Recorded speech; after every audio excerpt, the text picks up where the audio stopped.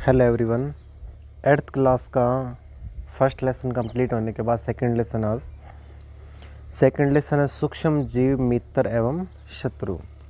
मतलब कि विभिन्न प्रकार के सूक्ष्म जीव, मतलब कि बहुत सूक्ष्म जीव, छोटे जीव हमारे क्या होते हैं, मित्र भी होते हैं, शत्रु भी होते हैं। मतलब कि हमारे दोस्त भी और दुश्मन भी, दोनों ही हैं। दोस्त से मतलब कि हमारी रक्षा करते हैं और शत्रु से मतलब हमारी विनाश का कारण भी ये होते हैं। सूक्ष्म जीव से मतलब है कि कुछ ऐसे जीव होते हैं कि जो हमारे साधारण आंखों के द्वारा नहीं देखे जा सकते, वो सूक्ष्म जीव हैं।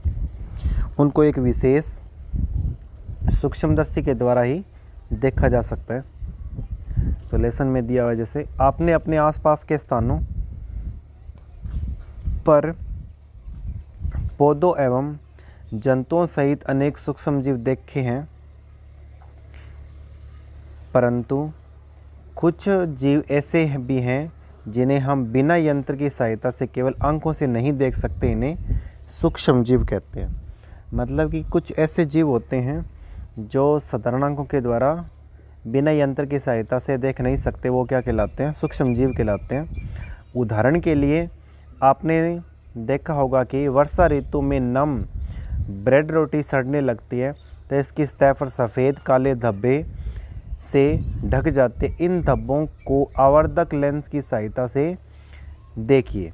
यदि हम साधारण आंखों से देखेंगे तो हमारे को सिर्फ ये धब्बे दिखाई देते हैं, परंतु हम इसको सूक्ष्मदर्शी के द्वारा से लेंस के द्वारा यदि देखते हैं तो हमारे को विभिन्न प्रकार की कुछ संरचनाएं दिखाई देती हैं। कि हम जब देखते हैं तो आपको काले रंग की गोल सूक्ष्म संरचनाएं दिखाई देगी। क्या आप जानते हैं कि यह संरचनाएं क्या हैं और ये कहाँ से आई? ये संरचनाएं क्या हैं? सूक्ष्म जीव कहलाती है। तो सूक्ष्म जीव क्रियाकलाप 2.1 बगीचे अथवा मैदान में एक बीकर में थोड़ी सी गीली मिट्टी लीजिए तो इसमें जल डालिए। मिट्टी के कण बैठ जाने के पश्चात जल की एक बूंद स्लाइड पर लेकर सूक्ष्मदर्शी की सहायता से इसका परीक्षण कीजिए। आप क्या देखते हैं? जब हम गीली मिट्टी, मतलब कि किसी भी पदार्थ को यदि हम सूक्ष्मदर्शी के नीचे रखते हैं तो हमारे को उसमें कुछ रेंगते हुए या फिर कुछ अन्य संरचनाएं हमारे को दिखाई दे सकती है।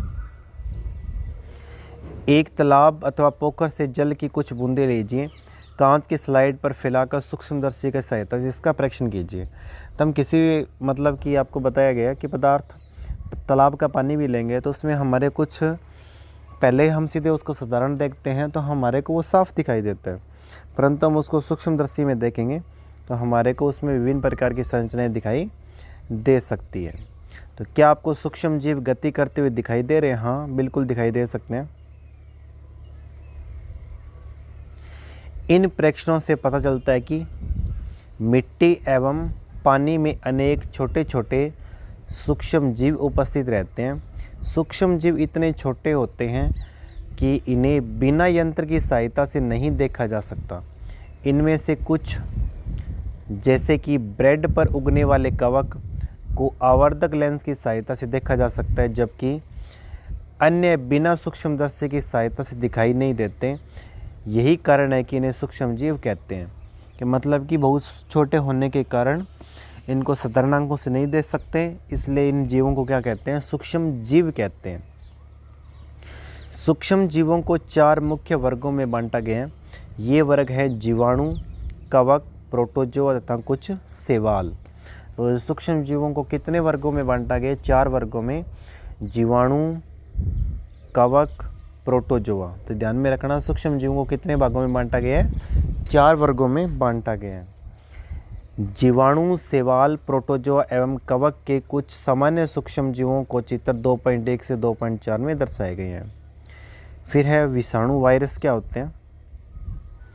वायरस भी एक सूक्ष्म है, परंतु वे अन्य सूक्ष्म जीवों से भिन्न हैं। वे केवल परपोषी में ही गुणन करते हैं। मतलब कि जो जीव दूसरों से भोजन प्राप्त करते हैं वो क्या कहलाते हैं? परपोषी कहलाते हैं।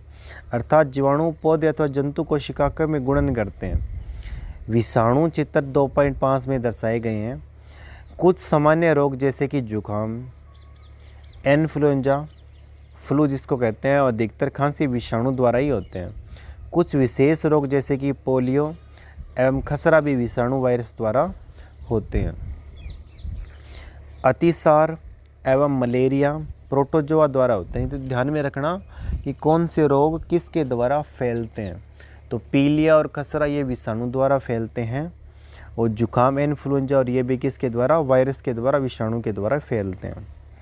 तो प्रोटोजोआ जनित रोग कौन कौन से हो गए, अतिसार, मलेरिया, ये क्या हो गए, प्रोटोजोआ जनित रोग हो गए।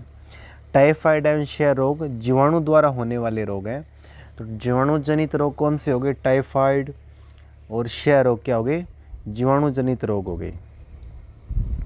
इनमें से कुछ सूक्ष्म जीवों के विषय में आप कक्षा 6 और 7 में पढ़ चुके हैं। पिछली कक्षाओं में भी आपने इनके बारे में पढ़ा होगा। तो ये आपके एक डायग्राम दिया गया किसका, स्पाइरल जीवाणु का, और ये छड़नुमा जीवाणु। स्पाइरल आप जानते हो मतलब कि घुंडीनुमा कोई भी गोलाकार संरचना, स्पाइरल नुमा, और ये छड़नुमा, छड़ की आकृति होने के कारण उसी शेप का, उसी का नाम इसको दिया गया है।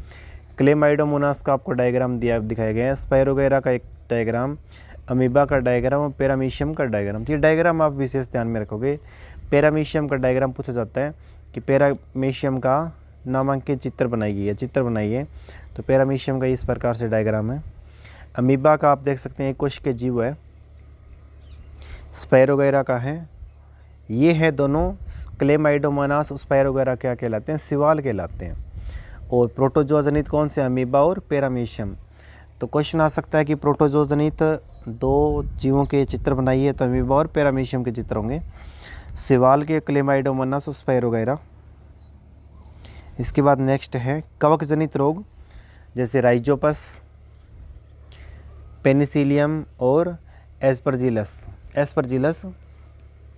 तो इसके डायग्राम आप ध्यान में रखना। कवक जनित रोग के जो डायग्राम है, राइजोपस, पेनिसिलियम और एस्परजिलस। इसके बाद नेक्स्ट है सूक्ष्म जीव कहाँ रहते हैं, कि मतलब कि इनका जो आवास है वो कहाँ होता है।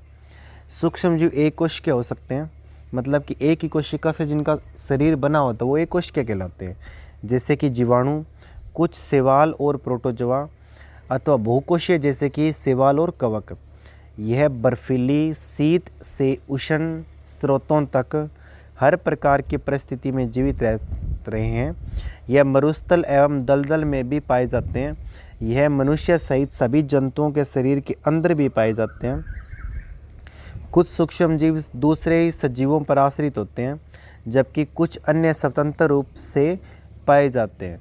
अमीबा ऐसा सूक्ष्म जीव अकेले रह सकता है, जबकि कवक एवं जीवाणु समूह में रहते हैं। तो ध्यान में रखना, अमीबा एक ऐसा जीव है जो अकेला रह सकता है, परंतु कवक एवं जीवाणु समूह के अंदर रहते हैं। तो ये बात आप ध्यान में रखोगे। डायग्राम इसमें विशेष इंपॉर्टेंट था। जीवाणु सूक्ष्म जीव किसे कहते हैं और सूक्ष्म जीवों को कितने वर्गों में बांटा गया, और जो डायग्राम थे वो विशेष आप ध्यान में रखोगे। उनको ट्राई करना बनाने की, ताकि आपको बनाने की प्रैक्टिस हो जाए। तो आज के लिए इतना ही, नेक्स्ट अपने नेक्स्ट क्लास के अंदर पढ़ेंगे। Okay, thank you.